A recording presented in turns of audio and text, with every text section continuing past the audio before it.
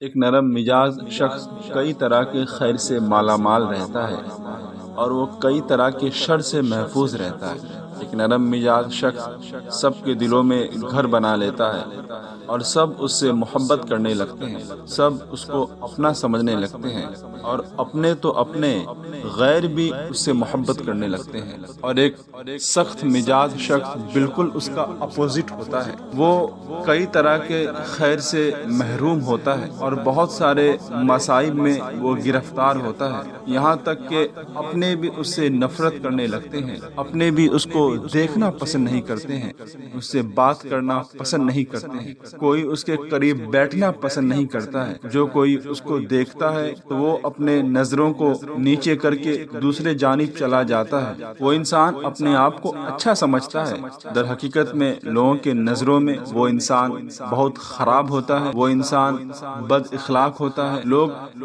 اس انسان سے نفرت کرنے لگتے ہیں۔ اللہ رب العزت سے دعا ہے کہ اللہ رب العزت ہم لوگوں کو نرم مزاج والا بنائے، ہم سبوں کو سخت مزاج والا نہ بنائے۔ ہاں، یہ بات سچ ہے کہ کچھ کاموں میں سخت مزاج کی کافی ضرورت ہوتی ہے۔ وہاں پر کوئی اگر نرم مزاج والا جاتا ہے، لوگ اس کی باتوں کو تسلیم نہیں کرتے ہیں، لیکن اس کا مطلب یہ نہیں کہ انسان ہمہ وقت 24 آورز سخت مزاج والا بنا رہے، اس کا مطلب ہرگز یہ نہیں ہے۔ نرمی انسان کو اور اس کی زندگی کو سنوار دیتی ہے اور اس کو دلکش بنا دیتی ہے۔ ظاہری خوبصورتی سے لوگ انسان کے قریب آتے ہیں، لیکن اگر انسان میں نرمی نہ ہو، انسان سختی والا ہو، تو بہت جلد لوگ اس انسان سے دور چلے جاتے ہیں، بھلے ہی وہ انسان کتنی ہی بڑی دولت والا کیوں نہ ہو۔ اللہ رب العزت نے سورۃ العمران آیت نمبر 159 میں ارشاد فرمایا ہے، فَبِمَا رَحْمَةٍ مِّنَ اللَّهِ لِنْتَ لَهُمْ وَلَوْ كُنْتَ فَظًّا غَلِيظَ الْقَلْبِ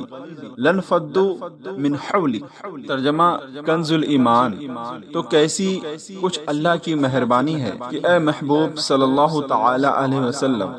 تم ان کے لیے نرم دل بن جاؤ، اور اگر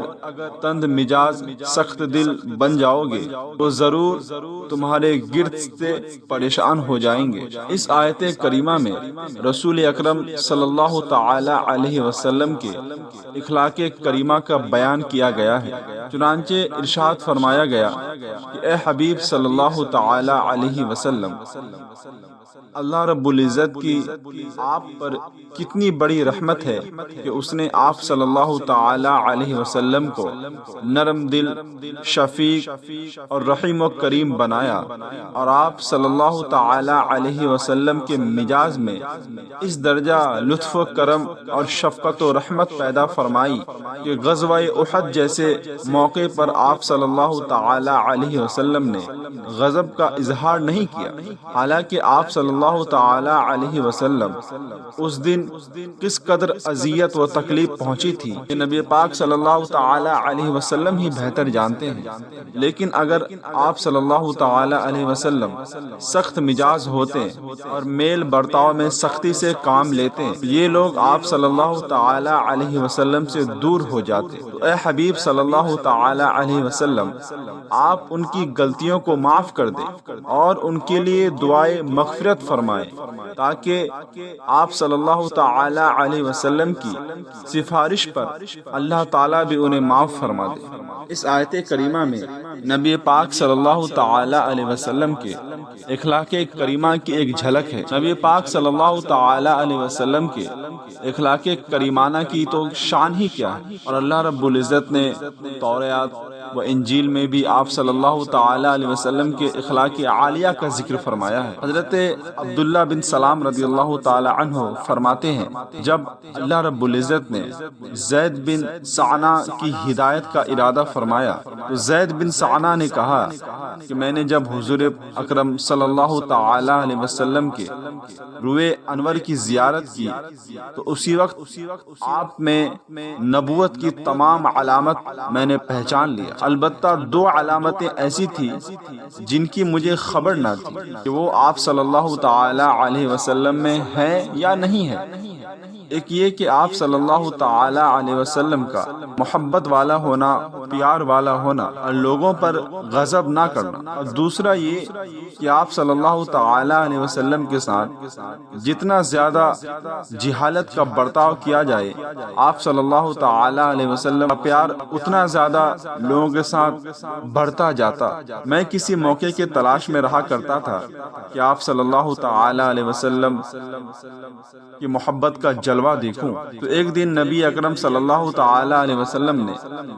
مجھے یہ موقع عنایت فرما ہی دیا کہ آپ صلی اللہ تعالی علیہ وسلم اپنے گھر سے باہر تشریف لائیں، اور حضرت علی رضی اللہ تعالی عنہ آپ صلی اللہ تعالی علیہ وسلم کے ساتھ تھے کہ اچانک ایک دیہاتی شخص اپنی سواری پر سوار ہو کر آپ صلی اللہ تعالی علیہ وسلم کی بارگاہ میں حاضر ہوا اور عرض کیا کہ فلاں قبیلے کے بستی میں رہنے والے لوگ قحط اور خشک سالی مصیبت میں مبتلا ہیں۔ میں نے ان سے کہا ہے کہ اگر تم لوگ اسلام قبول کر لو گے تو تمہیں کثیر رزق ملے گا، تو انہوں نے اسلام قبول کر لیا۔ یا رسول اللہ صلی اللہ تعالی علیہ وسلم، مجھے ڈر ہے کہ جس طرح وہ رزق ملنے کی امید پر اسلام میں داخل ہوئے ہیں، کہیں وہ رزق نہ ملے، ایسا نہ ہو کہ مذہب اسلام سے وہ پھر جائیں۔ اگر ممکن ہو تو ان کی طرف کوئی چیز بھیج دیں جس سے ان کی مدد ہو جائے۔ تو پیارے نبی صلی اللہ تعالی علیہ وسلم نے حضرت علی رضی اللہ تعالی عنہ کو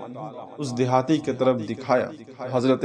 علی رضی اللہ تعالی عنہ نے عرض کیا کہ اللہ کے پیارے حبیب صلی اللہ تعالی علیہ وسلم، ابھی کچھ مال باقی نہیں ہے، ابھی کوئی چیز نہیں ہے جو اس دیہاتی کو دی جائے تاکہ یہ اپنے گاؤں جا کر ان لوگوں کو تقسیم کرے، نہیں بچا ہوا ہے۔ زید بن ثعلبہ نے کہا کہ میں حضور پاک صلی اللہ تعالی علیہ وسلم کے قریب ہوا اور کہنے لگا، اے محمد صلی اللہ تعالی علیہ وسلم، کیا آپ ایک مقررہ مدت تک فلاں قبیلے کے باغ کی متعین مقدار میں کچھ کھجوریں مجھے بیچ سکتے ہیں؟ تو پیارے نبی صلی اللہ تعالی علیہ وسلم نے ارشاد فرمایا، اے یہودی، ایسے نہیں کہ میں ایک مقررہ مدت تک اور معین مقدار میں کچھ کھجوریں تمہیں بیچوں گا، لیکن کسی باغ کو خاص نہیں کروں گا۔ زید بن ثعلبہ کہتے ہیں کہ میں نے کہا ٹھیک ہے، چنانچہ میں نے ایک مقررہ مدت تک معین مقدار میں کھجوروں کے بدلے 80 مسقال سونا حضور پاک صلی اللہ تعالی علیہ وسلم کو دے دیا۔ تو آپ صلی اللہ تعالی علیہ وسلم نے وہ سونا اس شخص کو دے کر فرمایا کہ جاؤ، یہ سونا ان لوگوں کے درمیان تقسیم کر دو اور اس کے ذریعے ان کی مدد کرو۔ زید بن ثعلبہ کہتے ہیں کہ جب وہ مدت پوری ہونے میں 2 یا 3 دن رہ گئے تو میں نے مسجد میں نبی پاک صلی اللہ تعالی علیہ وسلم کا دامن مقدس پکڑ کر تیز نگاہ سے دیکھتے ہوئے یوں کہا کہ اے محمد صلی اللہ تعالی علیہ وسلم،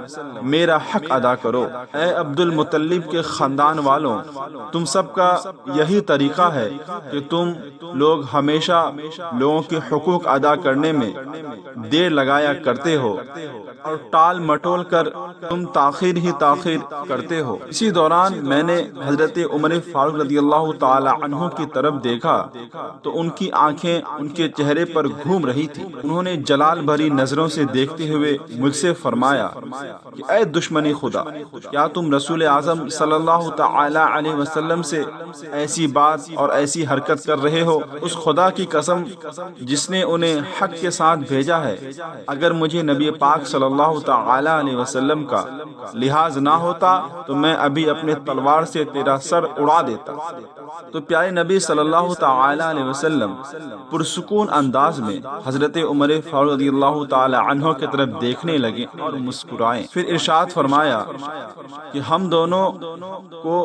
اس کے علاوہ چیز کی زیادہ ضرورت تھی کہ تم مجھے اچھے طریقے سے ادائیگی کا کہتے اور اچھے انداز میں مطالبہ کرنے کا کہتے۔ اے عمر رضی اللہ تعالی عنہ، تم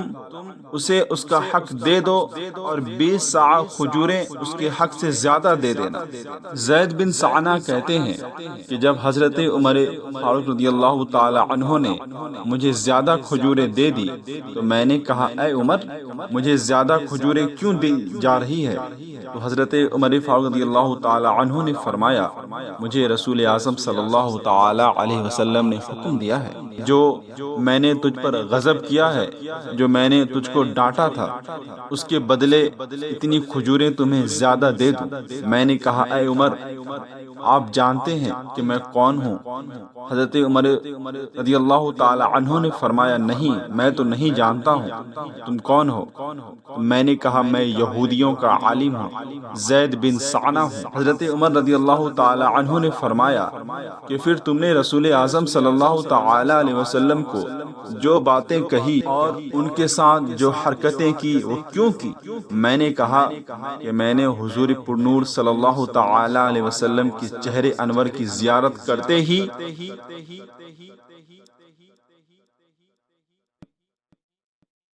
کی شفقت کیسی ہے۔ آپ صلی اللہ تعالی علیہ وسلم غضب کے وقت طرح مسکراتے ہیں۔ آپ صلی اللہ تعالی علیہ وسلم کے ساتھ جتنا زیادہ جہالت کا برتاؤ کیا جائے، آپ صلی اللہ تعالی علیہ وسلم اتنا ہی زیادہ نرم انداز میں نظر آتے ہیں۔ بے شک میں نے یہ علامتیں بھی آپ صلی اللہ تعالی علیہ وسلم میں پالی۔ تو اے عمر رضی اللہ تعالی عنہ، آپ گواہ بن جاؤ کہ میں اللہ رب العزت کی بارگاہ میں توبہ کرتا ہوں اور مذہب اسلام میں داخل ہوتا ہوں اور محمد مصطفیٰ صلی اللہ تعالی علیہ وسلم کے نبی ہونے پر راضی ہوتا ہوں۔ میں بہت مالدار ہوں، آپ گواہ ہو جائیں کہ میں نے اپنا آدھا مال نبی پاک صلی اللہ تعالی علیہ وسلم کی امت پر صدقہ کر دیا۔ پھر زید رضی اللہ تعالی عنہ سرکار دو جہان صلی اللہ تعالی علیہ وسلم کی بارگاہ میں حاضر ہوئے اور عرض کیا کہ میں گواہی دیتا ہوں کہ اللہ رب العزت کے سوا کوئی معبود نہیں ہے اور محمد صلی اللہ تعالی علیہ وسلم اللہ کے رسول ہے۔ اس آیت کریمہ کے ذریعے اور اس حدیث پاک کے ذریعے ہمیں معلوم چلتا ہے کہ ہمارے انداز جتنے زیادہ نرم ہوں گے، لوگ اتنے ہی زیادہ ہمارے قریب آئیں گے، لوگ اتنے ہی زیادہ ہم سے محبت کرنے لگیں گے۔ ہمیں اپنی زندگی میں نرم مزاج پیدا کرنے کی ضرورت ہے، ہمیں اپنی زندگی میں مٹھاس پیدا کرنے کی ضرورت ہے، ہمیں اپنی زندگی میں ذکر و اذکار کر کے اللہ رب العزت کی بارگاہ میں توبہ و استغفار کر کے اپنی زندگی میں خوشیاں ہی خوشیاں شامل کرنے کی ضرورت ہے۔ یقیناً جو لوگ یہ سوچتے ہیں، یہ کوشش کرتے ہیں کہ ان کے دل نرم ہو جائے، ان کے مزاج محبتانہ والے ہو جائے، تو انہیں چاہیے کہ وہ اللہ رب العزت کی بارگاہ میں دعا کرے، اللہ رب العزت کی بارگاہ میں فریاد کرے، اللہ رب العزت کی بارگاہ میں ہمیشہ ذکر و اذکار کرتے رہے۔ ایک نرم مزاج انسان ٹوٹے ہوئے خاندان کو جوڑ سکتا ہے، ایک نرم مزاج انسان اپنے